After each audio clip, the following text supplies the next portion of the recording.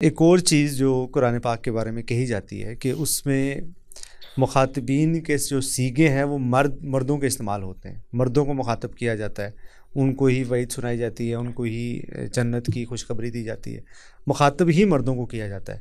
تو ایک سوال آتا ہے اکثر گفتگو میں کہ کیوں اللہ تعالیٰ عورتوں کو مخاطب کر کے ساری باتیں کیوں نہیں کرتا؟ نہیں، اللہ تعالیٰ نے زبان میں بات کرنی ہے، زبان عربی زبان ہے، اس کی کنسٹرکشن ہی یہی ہے۔ اللہ تعالیٰ نبی صلی اللہ علیہ وسلم کی ازواج کو مخاطب ہونا چاہ رہا ہے تو مذکر کا صیغہ استعمال کیا ہے۔ اچھا، جہاں پر اہل تشیع ہمارے جو بھائی ہیں وہ وہاں سے اس کو نکال لیتے ہیں کہ یہاں پر عورتیں نہیں ہیں، ازواج نہیں ہیں، اسی لیے تو مذکر کا صیغہ ہے، جبکہ کانٹیکسٹ اس کا سارے کا سارا اللہ کے نبی کی ازواج ہیں۔ اور قرآن مجید میں رسول کے لیے یعنی جب جمع استعمال ہوتا ہے تو تل کر رسول اس کے ساتھ مؤنث کا صیغہ ہے۔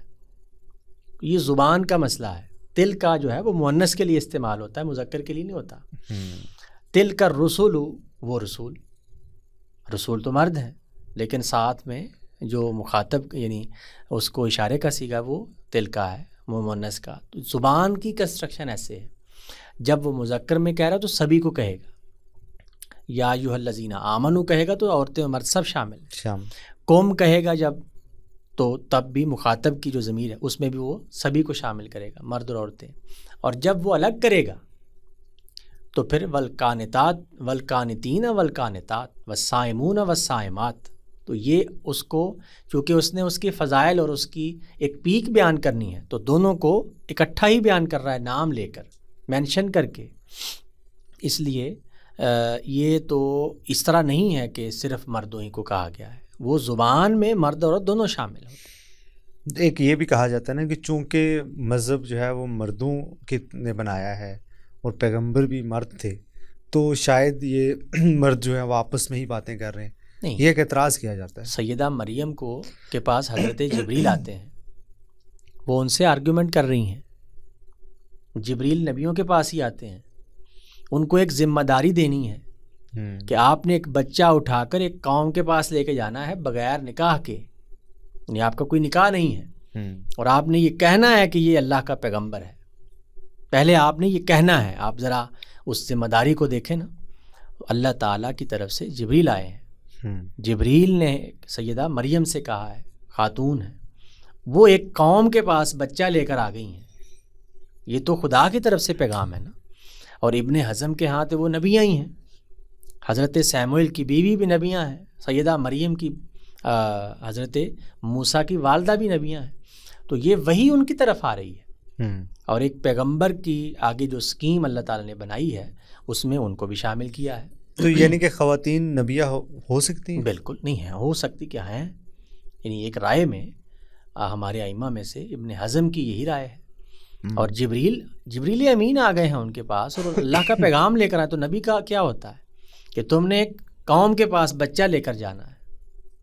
اچھا، یہ انٹرسٹنگ بات ہے، کیونکہ یہ زیر بحث رہتا ہے اکثر کہ وہ کس نوعیت کی وحی ہے جو ان پہ کی جا رہی ہے۔ نہیں، آپ اس کا یہ حل یہ بچہ اٹھائے ہوئے آئی ہیں اور کہہ رہی ہیں کہ مجھے خدا نے یہ کہا ہے کہ میں اس کو روح القدس اور اس کو کلمۃ اللہ بنانے والا ہوں، اور یہ وہی ہے۔ یہ جب وہ کہہ چکتی ہیں تب وہ بچہ بولتا ہے، قال انی عبد اللہ، میں اللہ کا بندہ ہوں، مجھے اللہ نے کتاب عطا کرنی ہے اور مجھے نبی بنانا ہے۔ پہلے تو وہ سارا کام ہو چکتا ہے اور وہ آتی ہیں، تو یہ ذمہ داری ہے جو وہ ادا کر رہی ہیں۔ ادھر حضرت موسیٰ کی والدہ ہیں، ان کی طرف وحی آتی ہے اور وہ پورے یقین سے کہ یہ خدائی کی طرف سے ہے، ظاہر ہے وحی کی کیفیت تو وہی جانتا ہے جو نبی ہے، تو اس بچے کو اس میں ٹوکری میں ڈال کے پانی میں بہا دیتی ہیں، جبکہ کوئی ماں اپنے پیدا ہونے والے بچے کو ایسا یہ کر ہی نہیں سکتی۔ بہت ہی بڑی موٹیویشن چاہیے اس کام کے لیے، کر ہی نہیں سکتی، تو یعنی یقینی طور پر کوئی بات آئی ہے تو اس نے کیا ہے نا، تو پیغمبر کی طرف تو نبی وہی آتی ہے۔ تو خواتین سے اللہ تعالیٰ یہ کام لیا ہوئے ہیں، اپنے کام اس نے لیے۔ ٹھیک، اب آخری سوال ہے جو میں آپ کے سامنے رکھ رہا ہوں، اور بڑا سینسٹیو سا ٹاپک ہے، وہ یہ کہ کہا جاتا ہے کہ اگر عورت مرد کے سامنے کسی عمل میں انکار کرے، اور خاص طور پہ جنسی عمل میں، تو اس کو یہ حق نہیں ہے کہ وہ مرد کو انکار کرے یا نہ کرے. مرد اگر یہ چاہ رہا ہے کہ وہ عورت سے جنسی تعلق قائم کرے تو مذہبی روایات پیش کر کے یہ کہا جاتا ہے کہ ہمارا مذہب عورت کو یہ حق نہیں دیتا، بلکہ یہ سجیسٹ کرتا ہے بڑی سختی کے ساتھ کہ تمہیں اس کی اس خواہش کو بھی پورا کرنا چاہیے اور اس کو مطلب تم نہ نہیں کر سکتے، سمپل ورڈز. فرشتے بھی جو ہے وہ تو اسی چیز کو ہمارے جو جدید مائنڈ ہے، جدید ذہن ہے، وہ اس کو میریٹل ریپ قرار دیتا ہے کہ آپ خاتون کی مرضی کے بغیر اس سے جنسی تعلق قائم کریں. تو ان روایات کی کیا نوعیت بنتی ہے؟ ایک ہی روایت ہے، اور امام بخاری نے اپنی تاریخ کبیر جو ان کی جرح و تعدیل کی کتاب ہے اس میں اس کو ضعیف کہا ہے، اس روایت کو. اس کا متن بھی منکر ہے اور اس کی سند میں بھی انقطاع ہے، ضعف ہے. دوسری بات کہ میاں بیوی دونوں انسان ہیں، وہ آپس میں اپنی میوچل انڈرسٹینڈنگ سے کوئی کام کر رہے ہیں. ابھی ہمیں ان کے بستر میں گھسنے کی کیا ضرورت ہے؟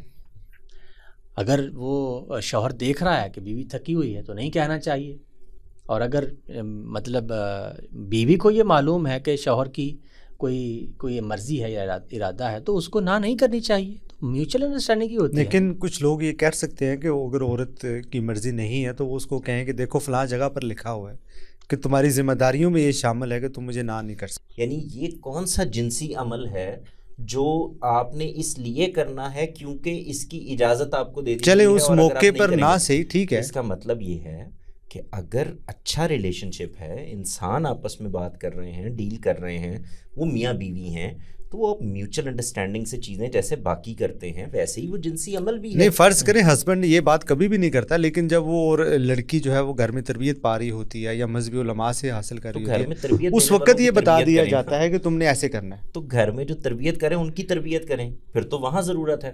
دیکھیں یہ بات ہی میری تو سمجھ میں نہیں آتی. مثال کے طور پر مجھے یہ بتائیں، اب یہ تھوڑی سی کنٹروورشل بات ہے لیکن میں سمجھانے کے لیے کر رہا ہوں.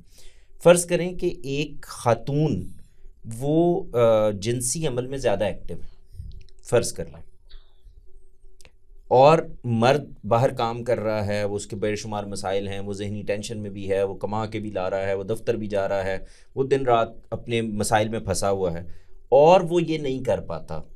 تو کیا کہیں گے آپ؟ یہی کہیں گے نا کہ آپ نے یہ ایک میوچل انڈرسٹینڈنگ سے بات کرنی ہے، طریقے سے معاملہ کرنا ہے، طریقے سے چیزوں کو لے کر چلنا ہے، یا یہ بتائیں گے کہ ڈنڈا پڑ لینا. تو میرا صرف میں نے اس لیے کہا کہ یہ پھر وہی مسئلہ ہے کہ ہر چیز کو اٹھا کے ہم نے مذہب کے دائرے میں لے جانا ہوتا ہے.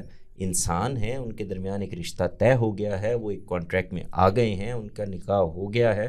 اب یہ تو ویسے یعنی میرے پاس تو اس طرح کی جب کوئی بات آتی ہے تو میں تو عام طور سے لوگوں سے کہتا ہوں کہ جی پہلے تو آپ مجھ سے گفتگو کریں تاکہ آپ کی کوئی تربیت کی جا سکے.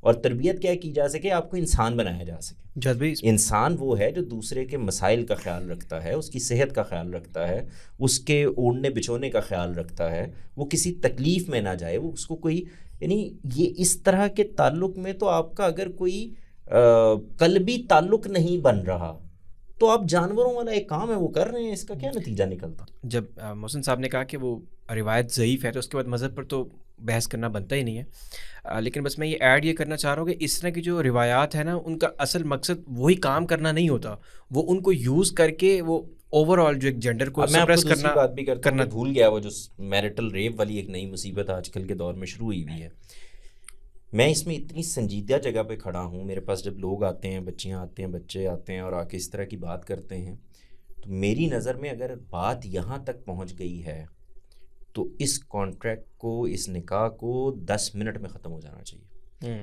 اس کی وجہ یہ ہے کہ یہ میرا بستر، میرا کمرہ، میرے بیڈ روم کو اٹھا کے آپ چوک چوراہے پہ نہیں لے کے جانے کی بالکل ایسے ہی کوئی بھی انسان نہیں، کوئی شریف النفس آدمی اجازت نہیں دے سکتا.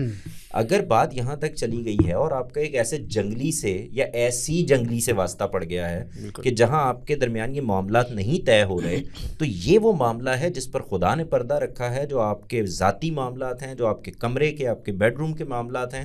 یہ معاملات باہر نہیں آ سکتے. یہ یعنی اگر معاملہ اس طرح کے معاملات کو لے کر عدالتوں میں جانے کا ہے اور ججوں کے سامنے جانے کا ہے تو اگلے منٹ میں اس کو ختم کر دینا چاہیے. آپ کو پرابلم ہو گیا ہے، آپ سیٹسفائی نہیں ہیں، آپ کو لگتا ہے کہ یہ ظلم ہے، یہ زیادتی ہے، یہ میرے ساتھ کوئی اس طرح کا معاملہ ہو رہا ہے جو نہیں ہونا چاہیے، اس معاملے کے اندر تو میں نہیں سمجھتا کہ اس پر گفتگو آپس میں 10 دفعہ کریں، کمرے میں کریں، ذاتی طریقے سے ڈسکس کریں، کسی بڑے کو بیچ میں ڈالنا ہے، والدہ کو، والد کو ضرور کریں، لیکن اگر آپ اس کو اٹھا کے بستر کو چوراہے پر لے کر آنا چاہ رہے ہیں تو پھر اس معاملے کو ختم کر دینا چاہیے۔